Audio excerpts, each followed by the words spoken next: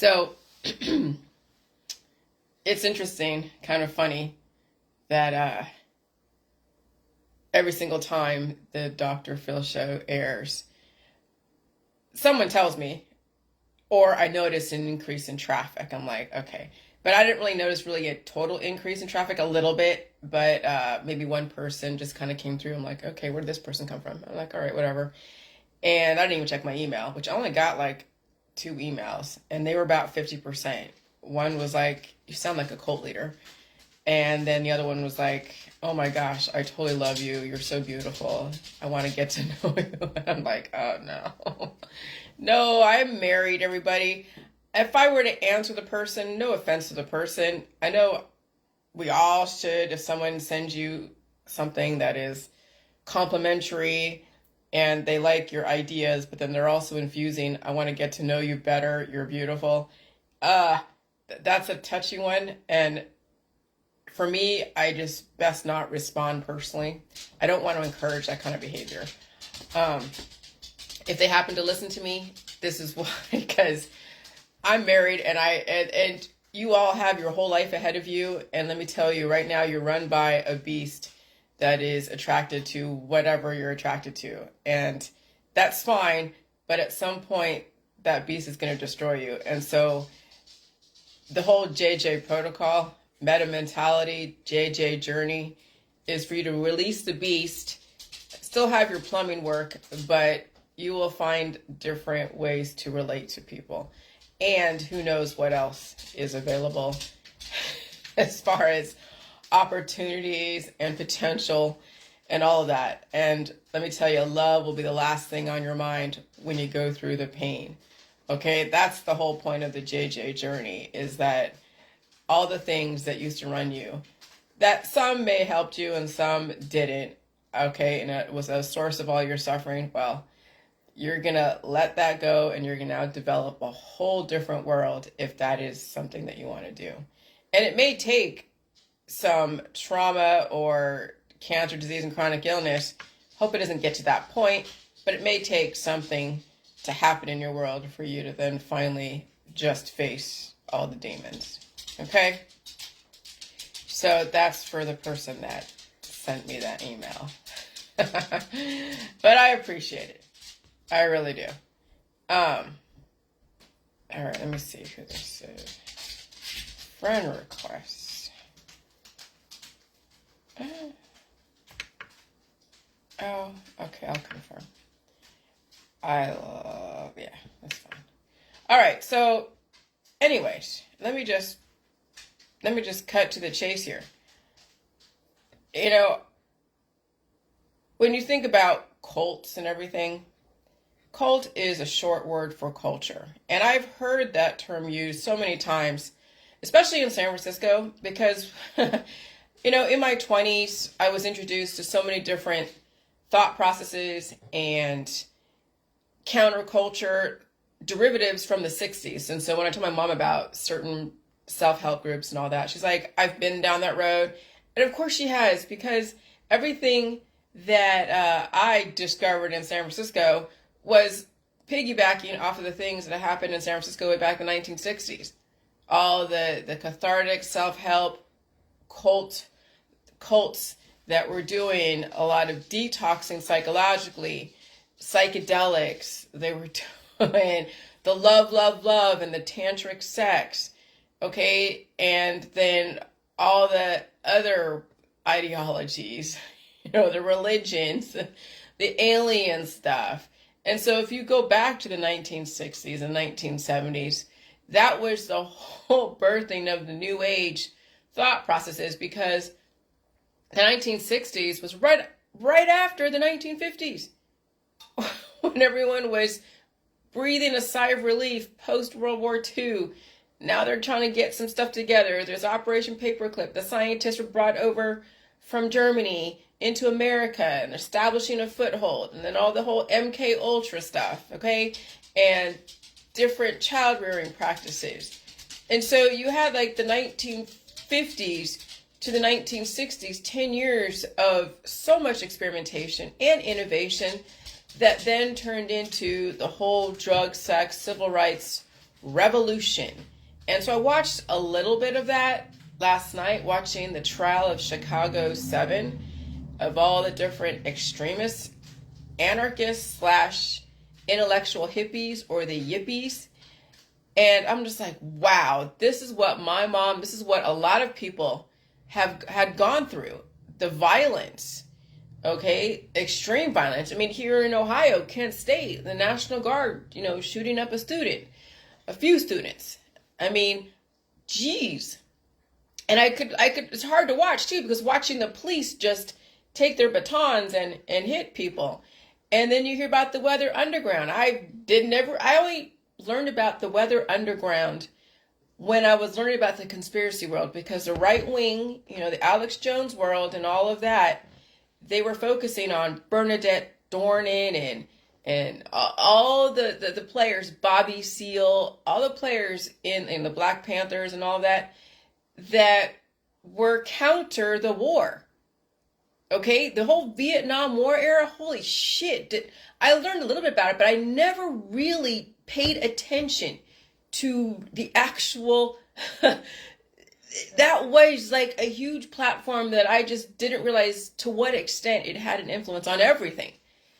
And so when you have Nixon and before that, forcing everybody to go to Vietnam, right? I asked my husband, would you go to Vietnam if they asked you to do it? He's like, yeah, I would. I'm like, holy shit, I wouldn't have. If I was where I am today, and if we were faced with that same situation, and he was, told that, oh gosh, we're going to be overrun by the communists or overrun by this enemy or that enemy, and he's all patriotic, he would go to war. And I would be like, no, you won't. I would tie you up and put you in the basement.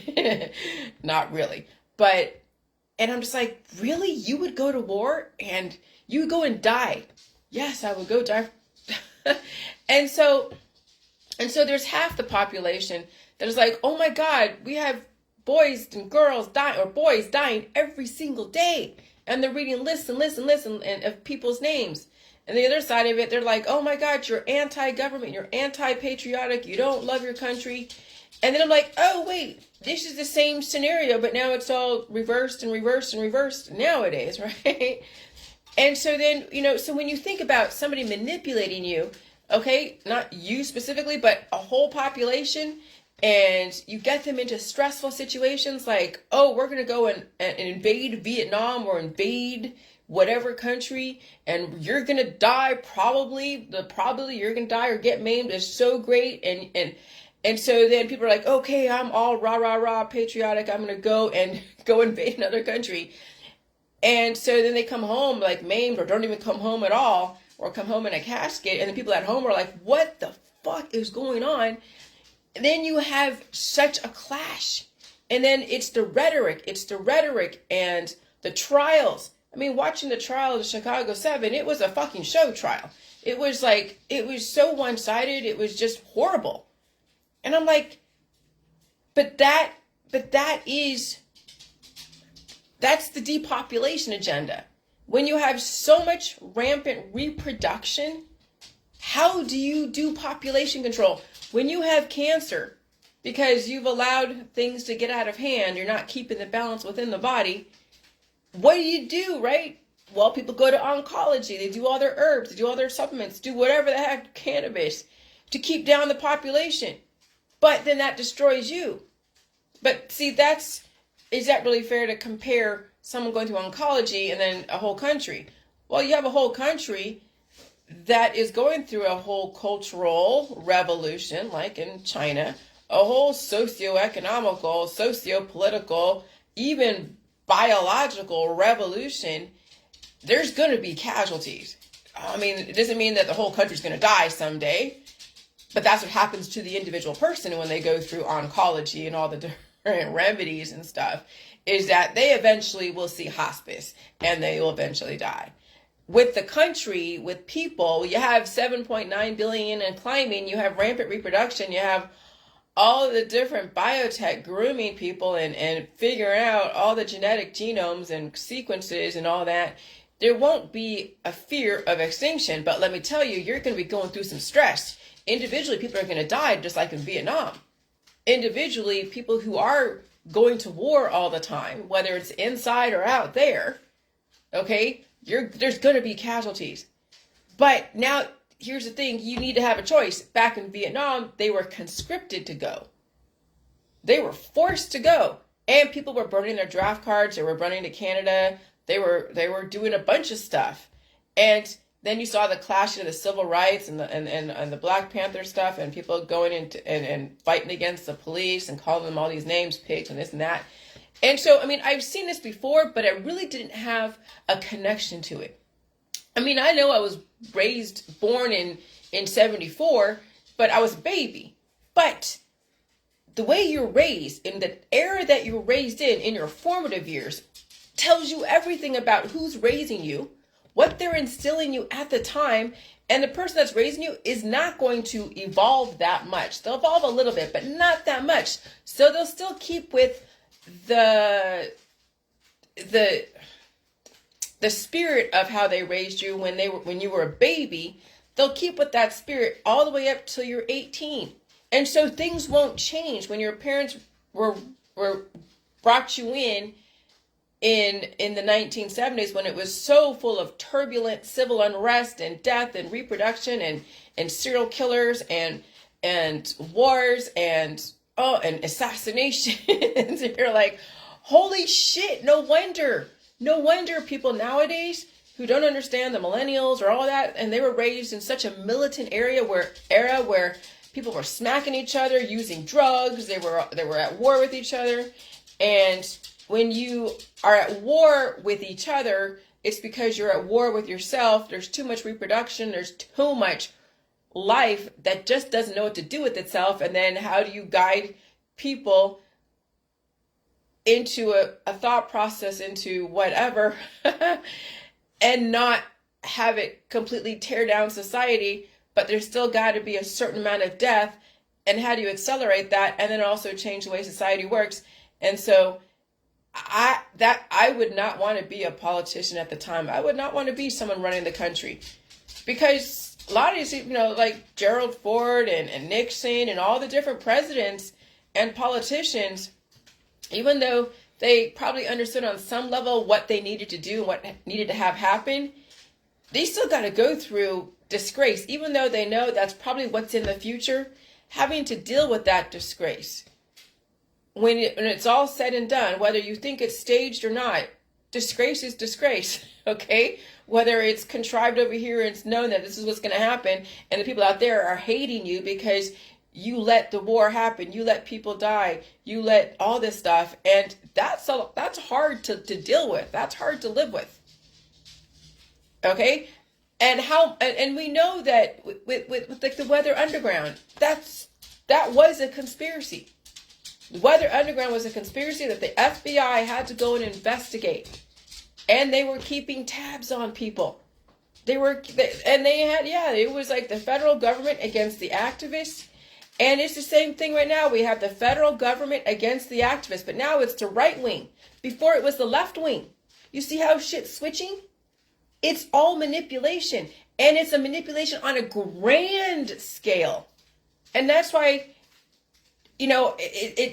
the whole 2020 and the BLM and the Antifa stuff, and I'm like, oh wait, Black Panthers and the SDS and the yippies and the yuppies, and I'm like, wait, hold on a second, are we reliving our parents' young adult years and the boomer years, their young adult years, the silent gens and all that? And so I was raised in an era that just had very different ways of raising children and different ways of programming people.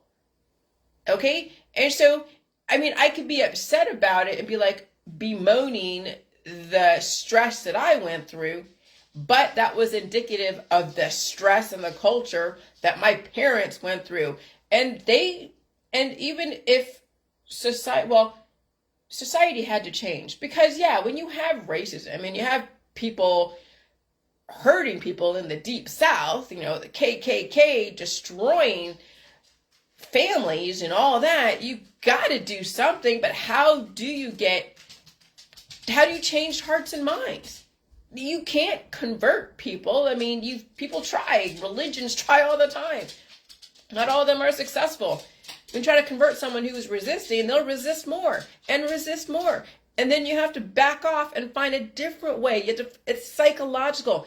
When you can't do it right up front and say, okay, I want you to change your religion because it's really aggressive and you have to really like this person or respect them and you have to change the way you view this. You can't do that. You can't tell someone, well, you're Christian or you're left wing or right wing. Now I want you to change to be this. Okay, no, then it has to be psychological. Then you have to come about it from a very different way. And I get that. I mean, it's not easy to get because, it's easier on, like, hindsight's 2020. You can look back and be like, okay, now I get it why they did or did not do this. Okay, now I get why she did or did not do that. And so, but you have to remember how you were at the time. You remember how they were at the time. You remember how the whole world was at the time. And all of those have to be factored in before you can really blame someone or be mad. But you can be mad. I mean, tell you got to get it out. But at some point you have to move forward and say, okay, I understand why they gave me this medication. They didn't know any better. I understand why mom and dad did this. They didn't know any better. But now we do. And now it's my turn to then understand where they were coming from at the time, and let's evolve from that. And if we have to apologize for stuff, then apologize. But some people will not apologize because they won't see anything wrong with their behaviors or their actions, and they will not change, and you can't make them change. And will the apology do any good? Will the person just milk that shit forever? Or is it just better to let sleeping dogs lie and let the person just figure out their point in life, and if they make it, great. If they don't, hey, whatever. You gave them the chance.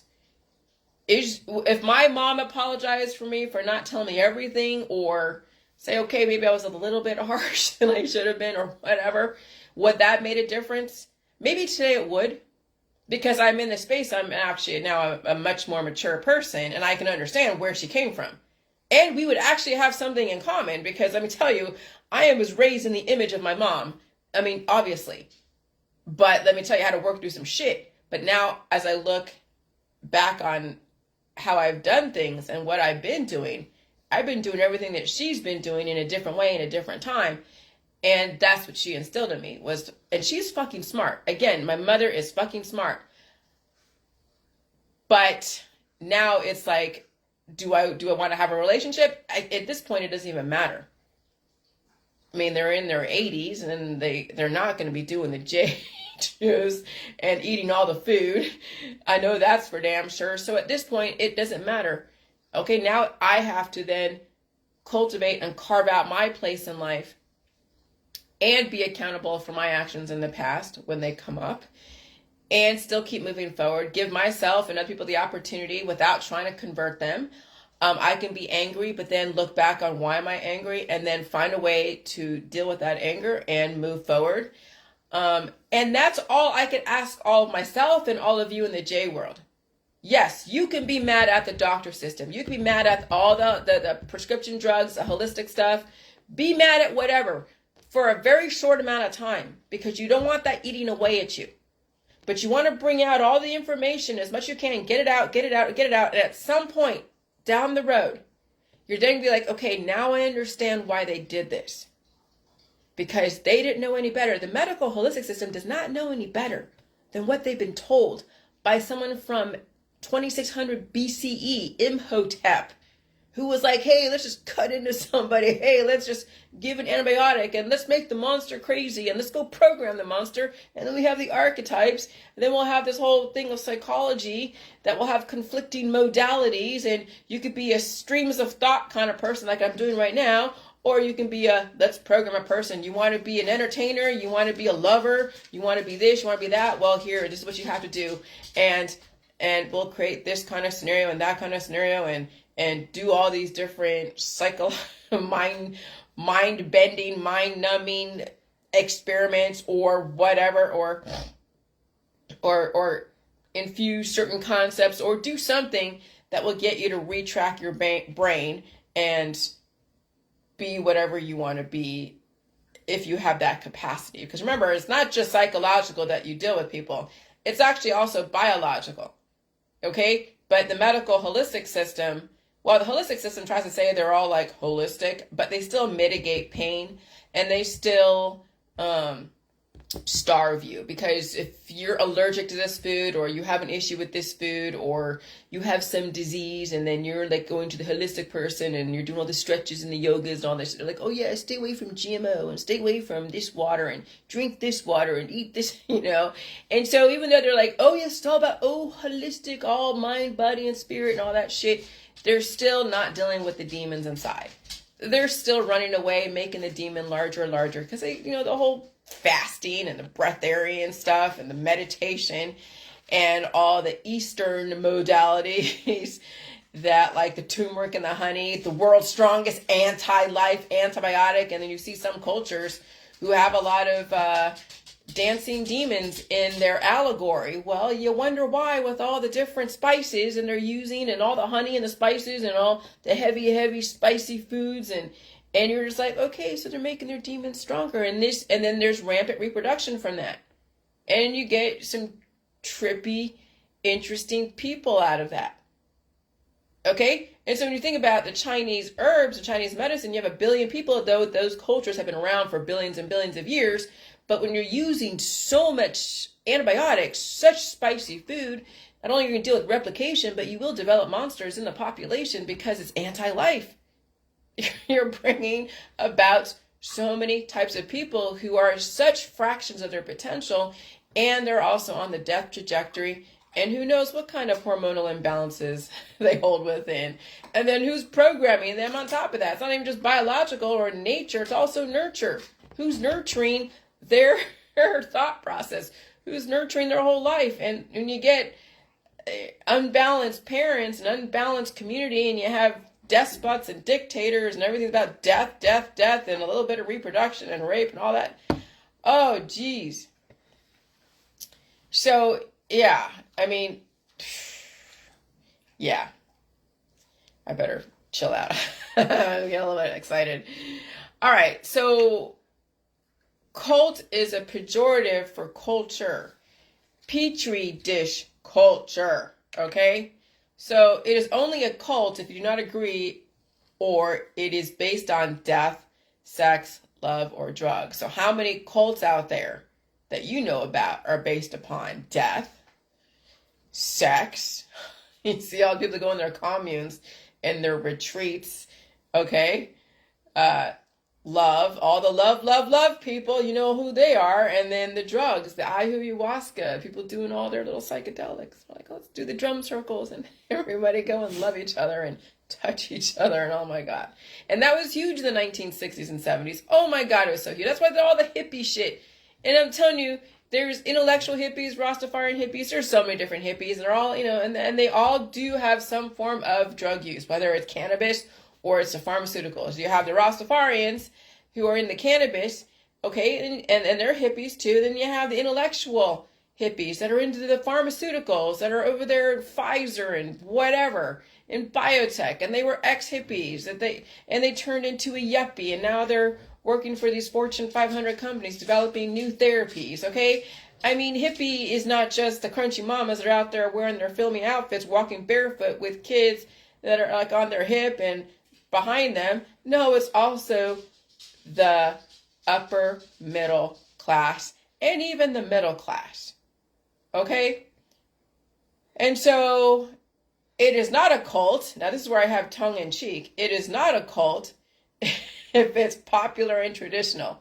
Though, really, it's the other way around, because when you think about it, what's popular and traditional? Pharmaceuticals, cannabis, so much sex, so much love, so much drugs. And then look what's out there. So much death, so much sex, love, and drugs. And so then you think about politics, religion, and science is a cult. But could you tell them that? No. So they wouldn't call themselves a cult. But if you have a different thought process, they're going to call you a cult, right? And here I am going like, we're not believing in death. We're not all about touchy, feely, let me love you and tantric sex you. And we're not into the drugs. And so why would you call us a cult when all the cults have been based upon death, sex, love, and drugs? Oh no, the mainstream calls other people cults who are into death, sex, love, and drugs, because it's all competition.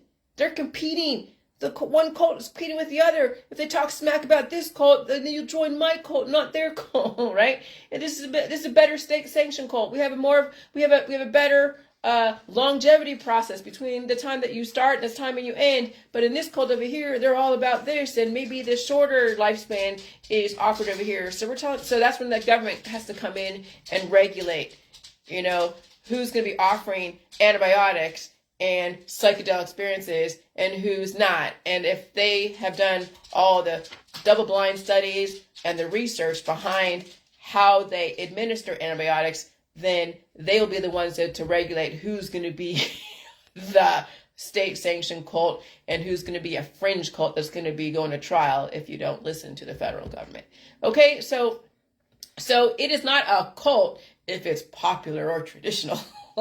That's the irony of it all. And so when someone sent me that I sound like a cult leader, I didn't send them this because I'm not responding to anyone through email when they're just oozing adoration or they're just like giving me some negative feedback. Okay, that's your opinion. If you choose to know who I am and follow my logic, then you'll take the time to listen to at least one or two videos, the recent ones, not the old ones, though, the old ones could tell you where I was at the time.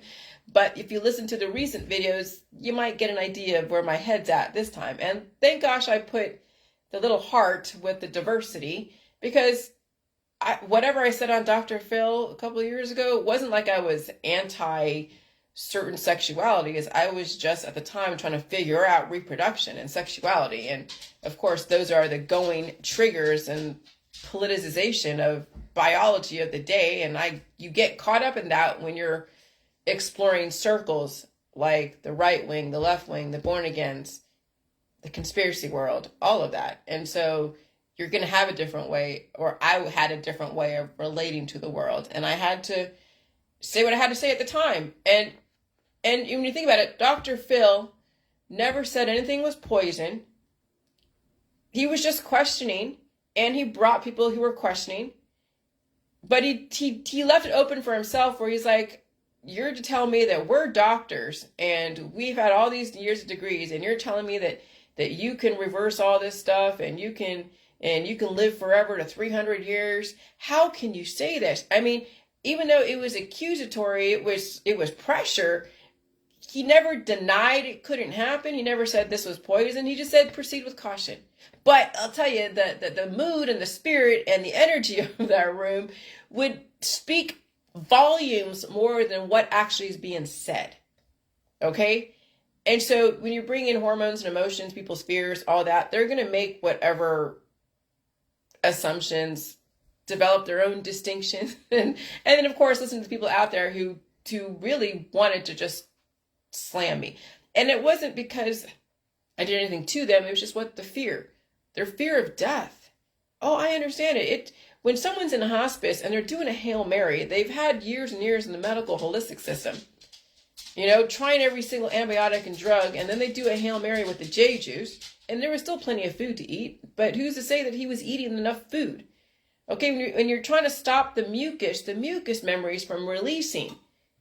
Okay, so J juice probably made him release mucus, and he didn't know to blow his nose.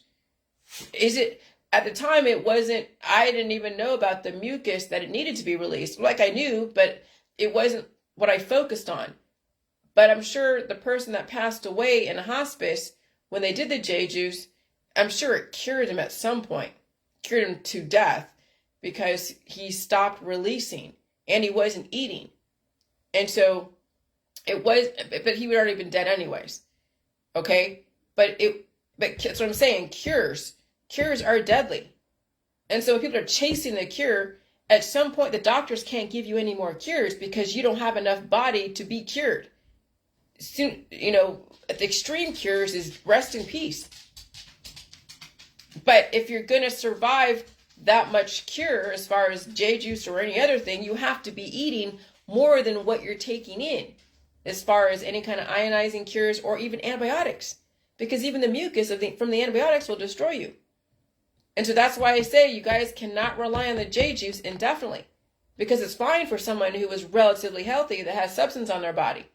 But when you are underweight doing so much J juice, you're curing yourself, so you're trapping those beasts inside and they will cannibalize you. Or you're taking away substance. You're not bringing on evolution. You're not bringing on fat. Now, could I have said this 4 years ago? Absolutely fucking not. I had to go through so much evolution. But that's the thing.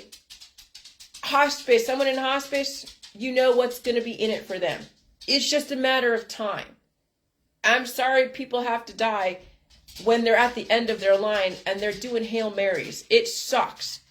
But how many people have died in the medical holistic system? Fucking countless people have died in the medical holistic system. At some point, we have to re-examine how we deal with disease, how we deal with symptoms, how we deal with viruses, how we deal with each other. And so, so we had to make that very distinct change, that we had to bring on the pain. You know, I didn't give you your heart predispositions. I didn't give you any of the mucus memories that you kept inside. I didn't tell you to take Imodium for your diarrhea or the Mucinex for your cold. And so when you're taking over-the-counter drugs because you don't want to feel symptoms, what do you think happens to all that mucus memory that could be antibiotic against you, or it could be giving you life? And if it's antibiotic against you because of the different remedies that are out there that are antibiotic, what do you think it's doing to your organs? What do you think it's doing? It's blocking nutrition. It's the mycoplasmic web of impenetrable rubber that then you don't get maximum nutrition from the food supply, because the amount of antibiotics that you've taken your whole life that cause replication. And then you've stopped your body from releasing. You don't want to feel the coughing. You don't want to cough, so you're taking pineapple juice. You don't want to blow your nose, so you're taking Mucinex. You don't want to pee or poo. Well, you don't want to poos or have diarrhea because you don't want to lose too many electrolytes. But if you had enough sodium intake and water and potassium and calcium and all the different, elements and electrolytes, you wouldn't be dehydrated. That's what dehydration is. It's lack of water, lack of electrolytes. But you saw what people were riding on. You saw people were so fearful of, that were just taking salt by the teaspoon or tablespoon. No, there was water involved. There was some food involved. I mean, I was still transitioning out of the holistic world, trying to find a way to see what I was trying to do at the time. I was a product of the holistic world at the time. And then I was trying to find a way to be different. But the word detox, see, here's the thing. And there's people in my JJ world that still use the word detox. Detox is when you're purging out some unspecified toxin and you don't know what that is, and it's different for everybody, right? And so you're using an antibiotic. When you're using an antibiotic to purge out the toxins, then you're anti-life. You're going to make the monster inside you stronger. When you're doing an annual saltwater flush or a periodic saltwater flush relative to your predisposed issues, it's not antibiotic, it's ionic. Yes, it's energy, but it's a catalyst to wake up things, like wake up your immune system, wake up the viruses, and it can be a cure when overdone. And some people have gotten to that point of being cured and they don't want to have a catalyst. And that's why I say, when you are starting the JJ, and let's say you're obese, you will do periodic saltwater flushes so you can bring up the energy. And then when you bring up the energy, you stop it and deal with the energy with food and sleep and blowing your nose and getting the poop out. And then when you're feeling okay, and let sleeping dogs lie. But here's the thing, in a dynamic environment and you are out there, the viruses will bring up more predisposed issues and you will deal with it. So then you won't even have to use J-Juice for a long ass time, if at all anymore. But if people, like I know people in my JJ crowd or who follow me, they had the COVID, they didn't do anything with it,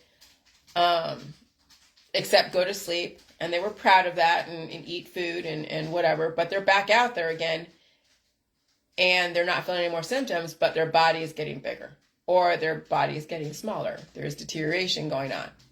Okay.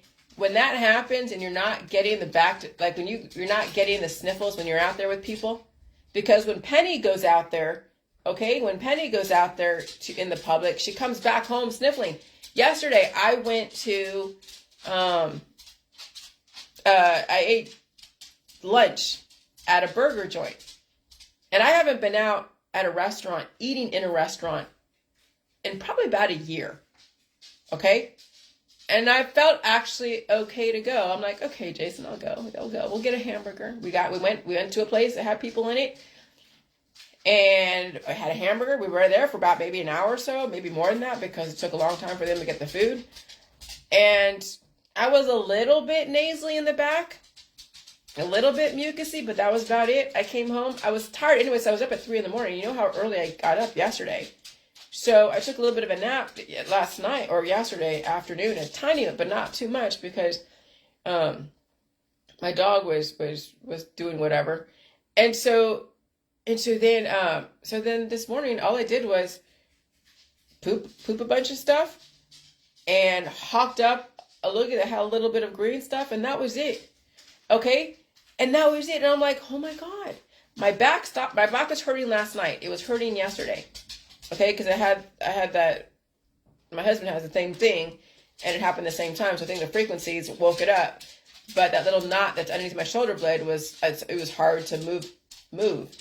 And so when I released a bunch of poop and blew out a bunch of nose, released a bunch of mucus memory, okay, and my back stopped hurting. I don't feel, it's still tiny, but not really. It's actually lessened. And so you have to release the mucus memories of trauma and pain, of bad posture and accidents and injuries that you've had. The mucus memory is what is giving you your form, and it also could be working against you. And so you have to understand your alimentary canal. You have to understand blowing your nose, hawking up loogies, eating all food, drinking milk, knowing your sphincter so you can get the poop out, get the poop out. Because I'll tell you, man, that mucus memory holds psychological trauma. It holds physical trauma. It has viral programming in it that you don't know how it's being programmed. When you're around people who are under a bunch of turmeric and honey, and they're throwing their mucus at you, or they're on a bunch of cannabis or other types of drugs and alcohol and other stuff, and you're receiving that, your body is taking it in and it's going to replicate, and then your body has to defend itself against that and release it. And if you don't release somebody else's antibiotics and somebody else's programming, it's going to go and commandeer your programming and then cause a war inside. Okay, so you have to really not only arm yourself with nutrition and with intelligence, but you also have to open up your system so it can release. Okay, if you have a total open system, then you're subject to everything. And when someone loses their tonsils, when they don't have tonsils, then their system is open all the way, and they don't have like a release or other kind of process, because then the parents give them medication. You want to go outside, sugar? Come on, we'll go outside. Go ahead. I'll leave it open so you can, I have everything blocked off so she doesn't fall off the deck. But I think she's okay. She's been dealing with a little bit of stiff joints because of all these frequencies and whatever else, but she's doing okay. Yeah.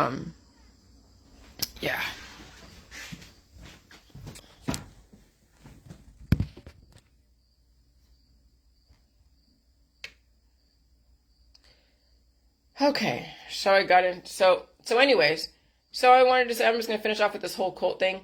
It is okay to add salt to your food. It's okay to do not only annual saltwater flushes, but it's also okay that when you're obese, to do periodic saltwater flushes to bring on the pain and bring on the viruses and the memories. Here's what I'm going to say. Not even say pain, to bring on the mucus memories. And that would translate into energetic pain, because mucus can be painful. Okay?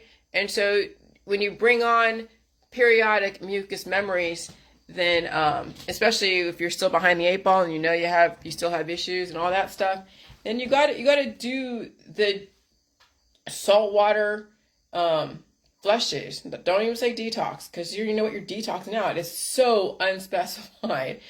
And you have to deal with the memories. And they're going to come up. Okay? So it's okay to add salt to your food. Absolutely. That's called salting in.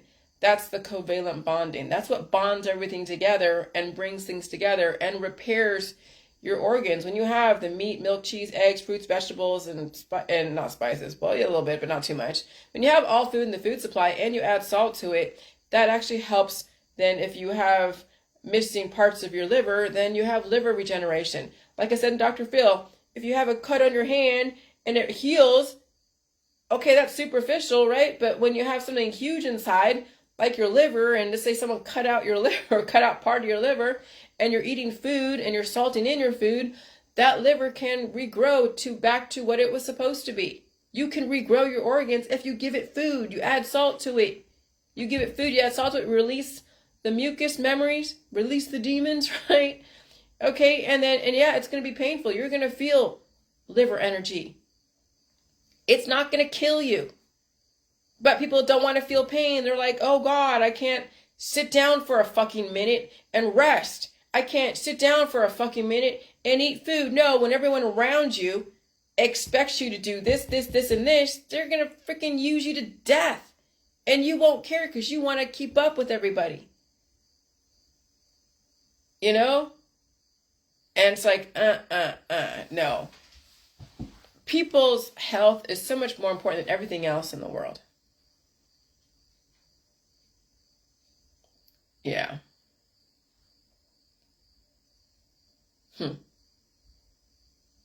Yeah. I'm just thinking about something and I'm just like, wow. And I can't say too much. But it just hit me about something, about a person's situation that I'm just like, man. It sucks when people don't understand that you got to rest. You got to deal with your shit. You have to advocate for yourself. Some people are in relationships where they can't advocate for themselves because they built up such an expectation. They built up such an expectation and they want to hold on to that. Man, whatever. What are you going to do? All right. So then the medical holistic landmark education. So I'm going to tell you about landmark education for a minute. They were back in the 70s and they were EST, which was a very militant program that had a lot of controversy because of their practices and their methodologies. But it then evolved into landmark education, which was friendlier for the 2000s. And it's really mostly psychological, though they're not trying to be your psychologist. Though if you have a medical condition that's diagnosable, some severe trauma, they would actually recommend you not go there because it would bring up the trauma. And if you're not equipped to handle memories, such as some of them, if your doctor does not release you to go through something like landmark, then you would not go through it. But some people have issues with getting over the hump. They're relatively okay, but they have an issue with like their parents, or they have an issue with just where they want to go, what their purpose in life is. And so landmark education is great for someone that is looking to transition or evolve into something different psychologically and occupationally, and also relationship wise. If your relationship isn't working the way you want it to work and it's not something dangerous, then you can change the course of that relationship. And so landmark is great for that. But biologically, landmark is not releasing proteins because they're not a medical, detoxification center.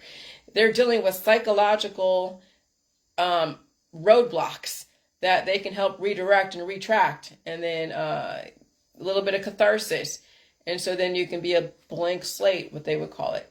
And so the whole medical, holistic, self-help groups only deal with aspects of yourself.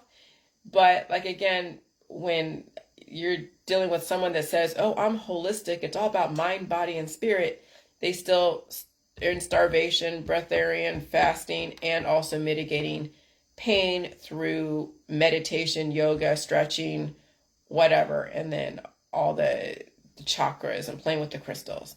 And so when you think about it, the whole JJ world, which is why it's so different than the medical, holistic, and all the self-help stuff from the cult days of San Francisco, is that when you're releasing these demons and you're feeding yourself, it's going to be periodic, brought up by a catalyst, whether it's J juice in the beginning or periodically, or a food, or somebody in your world that brings up memories, okay, or a virus. You just got to deal with it. You can't use anything to stop it, or you will build up another block to your ability to evolve.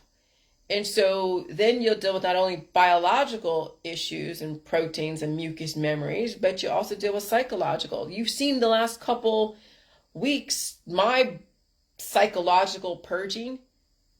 Oh, it was huge. So huge. And then it released so much opportunity. It gave me so much opportunity, released so much stuff where it gave me the space to then look at what my parents era, what they were raised in. Okay?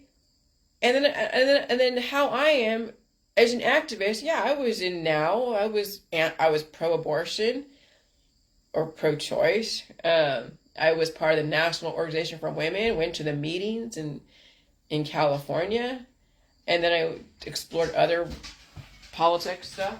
All right, Shiggy. Hi, sugar. Okay.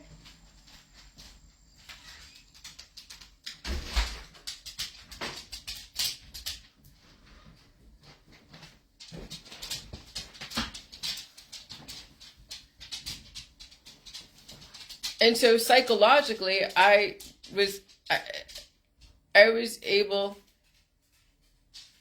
to see what my parents dealt with and what I was going through. And so I am an activist in some level, but I will say that someone could characterize me as an activist on some level, but I don't like that term, though. Yeah, I might exhibit those characteristics, but I'm not anti-government. I'm not even I'm not anti-establishment, though I probably come off that way because the whole politics, religion, science is all the establishment. I'm not anti it. I want people to be aware of the psychology behind the hormones, behind cancer, disease, and chronic illness, behind psychology behind family reinforcing bad behaviors, the psychology and the biology behind all of our habits and our lifestyle that is causing why we go over the cliff and die. Proactive is yeah. And so I'm exploring all that. Now, what will be the outcome down the road? You have a choice. So when people are exploring something different, okay, like a disease, let's say a disease comes in and you get stuck in the loop. I don't want to end up stuck in the loop where I'm anti-family, anti-friends, anti-people, anti-this. No. You got to get out of the loop at some point, but you got to be in the loop too for a minute. Like I said, be mad at the medication stuff, be mad at the doctors, be mad at whatever, be anti whatever, and you see me anti-love. You got to have a little bit of love in your life, because I'm married, so there's a little bit of sex and death and love and reproduction, whatever. Okay, or death and reproduction. What's dying? Well, old stuff is dying off and new stuff's coming in. But it's not going to run my life. When it comes to friends, I'll be more discerning.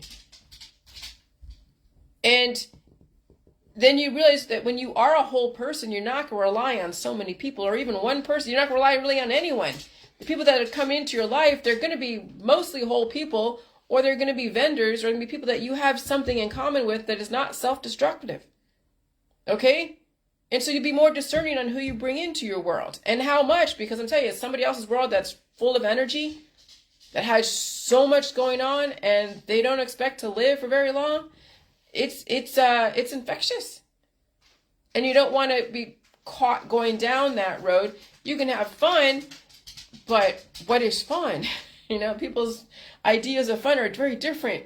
And so that even needs to be redefined. All right. So it's like at some point, will I come to a point where I'm just like, okay, we can have family and friends and all of that. But is it going to prolong your life, literally prolong your life to where it's indefinite? Or are your family and friends taking, like cannibalizing you, taking away percentages and percentages and percentages of your life. And so then you realize what our society is founded upon is all the pleasures and all the, oh gosh, everything. And then you do take yourself out of society, and you're now more autonomous, but you still can appreciate people, and there's still a hope that people will catch on and deal with the pain and deal with changing their life, so that way when they do emerge a new human race, you know, some of us will have something to say, and who knows what kind of innovation will come out of this. But some of you have to live out the old world and try to survive living out the old world with your friends and family, and hope you hang on long enough that when your friends and family die off and now you're on your own, what are you going to do? Because in the next 20, 30 years, some people in your world will not be around. What are you going to do? Die off with them? Or are you going to redirect? Hang out with your kids? Watch your kids die? Unless your kids take some cues from you? I don't know. And people don't think that way. They don't think that far ahead. But you have to go at the process of becoming a whole person and peeling back the layers. It's extremely long. And the reason why I got through it in 6 years is because this was solely the thing that I've been doing. I really had to talk to my husband for him to understand. I had to get him to understand that I couldn't be like his friends. That this is my job. And this is my own awakening. I supported him on the truck, dealt with all of his friends, his family, all the drama that goes along with all of that. I went through some hell. And what I'm doing right now probably doesn't even compare.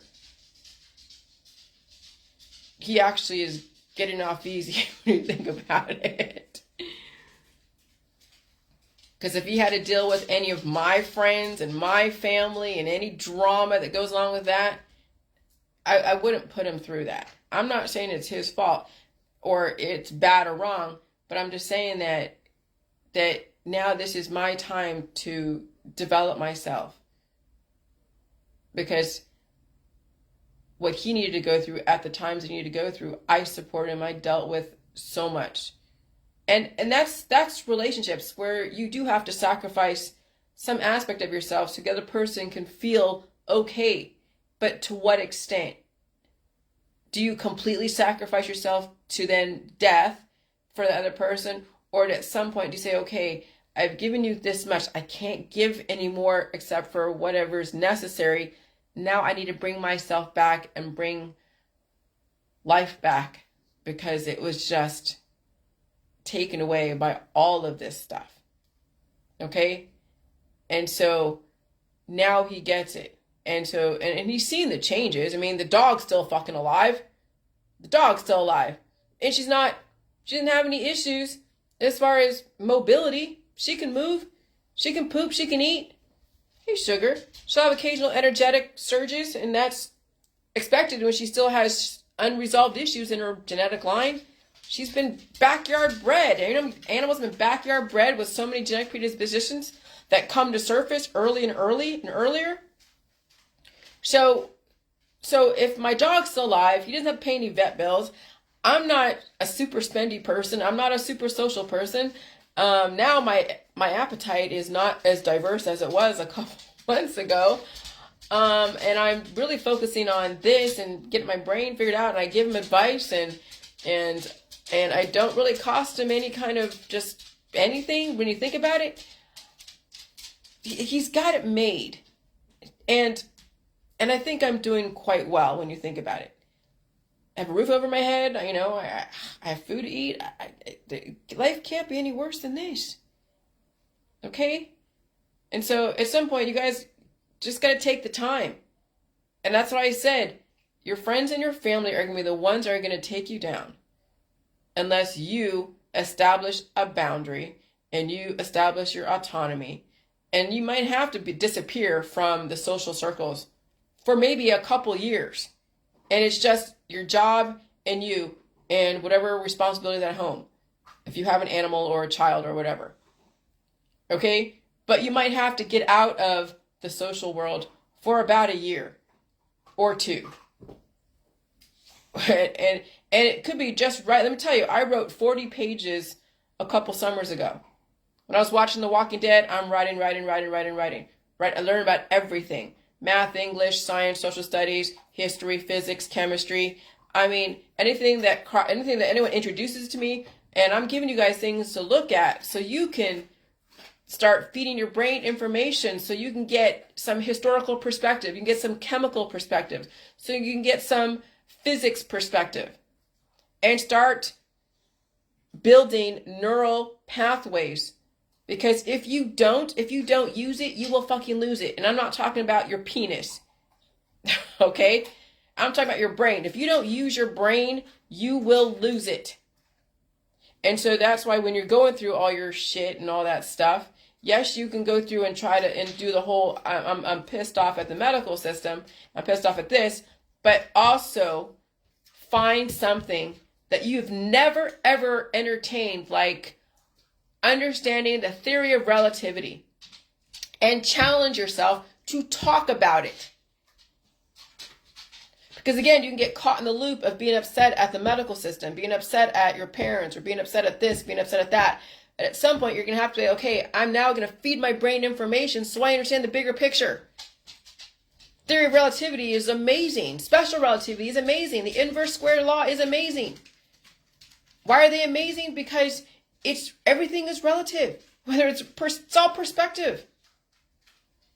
And when you learn the theory of relativity and perspective, then you can appreciate another person's point of view and still offer your point of view and be like, okay, I've already entertained your point of view. Here's my point of view. And then here's the middle ground. Some people don't have what it takes to deal with pain. Some people they're already at the end of their line. So they're going to use up all the resources out there and whatever. But still, I'm not going to entertain them and I'm not going to take part in their stuff. But there are going to be elderly people who are going to be taking antibiotics after antibiotics after antibiotics and medication until they pass away. Okay, fine. So who am I talking to? To those that can handle the pain and that have some kind of chance. Okay? And so then that's how physics can shape your arguments.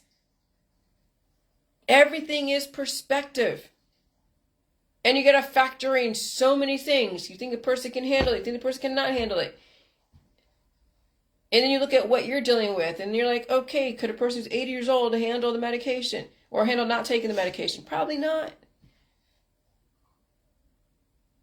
And you don't be afraid to take both sides of an issue. Okay? And then how you know better now. And that's what you're purging right now. And so that's why I want you guys to look at also understanding words. Understand the etymology of words. So then when someone says, oh, you're a cult, and then I can shoot right back and say, cult is a pejorative for culture. The Cultural Revolution of China. Are you going to call China a cult? Are you going to call all culture cults? So then what determines a cult? Oh, okay. It's only a cult if you don't agree with it. Or it's based upon death, sex, love, and drugs. Right? Because you see all the cults out there like that. And it's not a cult if it's popular and traditional, but this is where the irony, death, sex, love, and drugs are traditional and it's popular. So I guess that's a cult, huh? But you couldn't tell someone who's in the sex, love, drugs, and death that they're in a cult. Because no, it's popular. It can't be called a cult if it's popular. And it's okay to add salt to your life, okay? And so there's a lot. But I'm saying there is, you guys have so much opportunity. And again, Dr. Phil is a doctor. The doctors, the holistic people, they've fucked up a lot of people. They have. they've made so many mistakes. And now we're in the process of coming to terms with them and admitting our mistakes if we can. Some of us are too prideful to do it. And we change direction. And if you don't have the capacity to change direction because of the world that you live in, and you just don't have the room to change, and people around you will not let you change because they expect a certain kind of something out of you, that's the world you chose. Don't get mad at me for bringing up that you could have done something differently if you had different people in your life. But that's your choice. And don't slam the JJ world because you made that choice and you felt you were forced into it. And so the only way you justify your world is to slam my world. Not necessarily. You don't have to go there. You can just admit, yeah, I've painted myself in a corner in your head, because you won't say it to your friends and family. But if you have to admit that you've painted yourself in a corner because of your friends and family and all the different occupational and societal and social expectations, then that's owning up that you've made that choice. But it doesn't mean that what you're doing is any better, or what you've done is any better. And it doesn't mean that you couldn't change, because you could. So, and you don't have to. But you can, I guess you can slam, I've slammed your world over there. You can slam my world. I guess we can slam each other's world. But do I want to die? No. Do you want to die? No. And so if I'm telling you, okay, taking antibiotics and all these things is actually expounding and paving the way towards death and hospice and all that, and you say you want to live, but you got to deal with the pain, you got to deal with changing things, well, just trade-offs to everything. Life isn't what it's cracked up to be. All right. Bye.